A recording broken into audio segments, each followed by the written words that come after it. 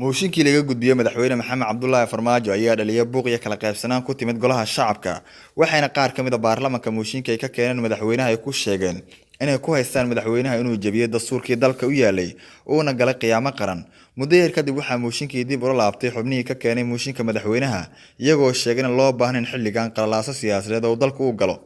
ilaa ay haatan ma caddo qorshaha rasmiga ah ee keenay ka laabashada mooshinka marka laga soo tago sheegashada xildhibaanada ee ah inay u tanaasuleen danta wadanka waxaan isleeyahay mataqaana aragtidan ah in mooshinkii isaga ah hadda mar kale laga baaqsaday ee uu ku yimid mataqaana isu tanaasul iyo mataqaana in gacno geel jir hoos loo dhaqaayo dadka Soomaaliyeed ee xildhibaanadana hormuudka u yihiin in mataqaana loo dhameeyo aragtidaas mataqaana si hoose loo dhameeyo waxay u eg tahay laba qodob anu waan aaminsanahay inay mataqaana jirto koow waa qodobka koowaad ee mataqaana qoladii maxaan ku raahdaa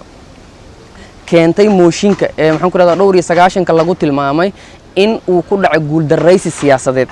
guuldareysi siyaasadeed marka aan leeyahay waxa kamid ah 92 xildhibaan ee keenay mooshinka isaga ah 14 ama qayb kamid ah iyagaas waxay tilmaameen in laga been abuurtay saxiixu inaanu saxiixooda ahayn dadku inaanu iyagu ahayn bal ay mooshinka mataqaana ay ka soo horjeedaan oo ay madaxtooyada iyo xukuumadda la safan yihiin oo ay la jiraan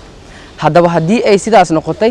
dadkaas xildhibaanada ah waxa laga maarmaan oo ay u baahan yihiin inay compensation helaan oo ay magdhow helaan oo ay maxkamadda mataqaana xukmiso iyadaas dan mar labaad waxa dhici karto ay ku guul dareysteen raggan iyaga kooramkii mooshinka lagu sameyn lahaa oo dhameystirneen oo aan mataqaana kaamil ahayn dan iyadaas marka waxay dhalin kartaa cadaadis siyaasadeed oo tilmaami karo haddii aadan haysan numberka intaas la eg dadkiina dhinac ka raaca baarlamaankii mataqaana ha noqdo hay'ad functional ah oo shaqeynayso oo mataqaana dadka iyo dalkaba u shaqeynayso mar kale waxaan dhihi karaa mataqaana in mooshinkii la keenay uu ku dhamaaday aragtida ah win-win strategy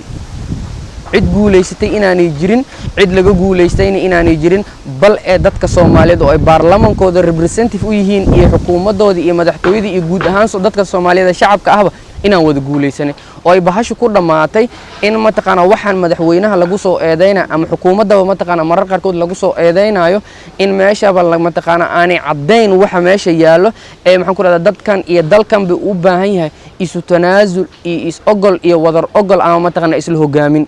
weli waxaa jirta dad badan oo qaba in mooshinno laga keeno madaxda sare aysan halkaas ku ekaa doonin ayna jiri karaan kuwo hor leh oo mar kale laga keeno mas'uuliyiinta ugu sareysa dalka sabab ay ka mid yihiin mooshinadu caadi ka noqday siyaasadda horta ma dhahayo horta mooshinka ugu dambeeyay waaye horta waxay ku xiran tahay sidii loo agaasimo ama madaxda qaranku ay ula dhaqmaan dadkii soo doortay xildhibaanada ahaa waxay siday maaragtay ula faltamaan siday deals loola galo because waxa hadda is hayaa maahan mucaarada kor ka timid iyo meel kale ka imaadeen waa dawladdii labadeed xukuumaddii iyo waxa weeye baarlamaankii macnaha siyaasi ahaan xogaa waxa moodaa baarlamaankii iyo maaragtay iyo xukuumaddii inay xogaa challenge ayaga dhexdooda ka jiraan marka waxyaaba is haya oo waxa lagu diraysay awoodihii dalka